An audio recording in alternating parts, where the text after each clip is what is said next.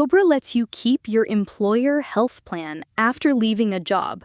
Here's how long it lasts and what it costs. I'm Maya.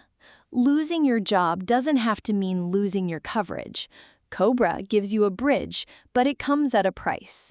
COBRA lets you temporarily keep the exact same employer group plan after a qualifying event, like job loss, reduced hours, divorce, or the employee's death.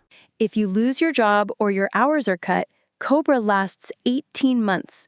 For divorce, death, or Medicare entitlement, a spouse or dependent can keep it 36 months. Here's the catch. Under COBRA, you pay the entire premium, both the share your employer used to pay and your own share, plus up to a 2% admin fee. Your total group premium is $600 a month, your employer paid $400, and you paid $200.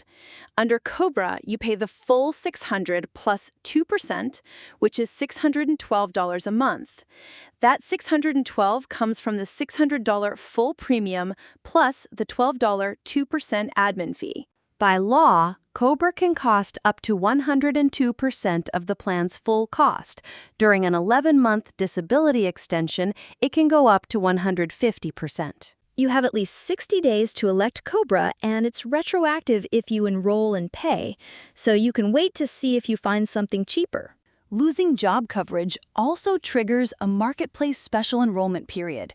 With subsidies, that's often much cheaper than COBRA, so compare both before deciding. COBRA applies to employers with 20 or more employees. Some states have mini COBRA laws that cover smaller firms. Quick recap. COBRA, simply. COBRA lets you keep your same employer plan for up to 18 months, but you pay the full premium, plus up to 2%. You have 60 days to decide. And a marketplace plan with subsidies is often cheaper.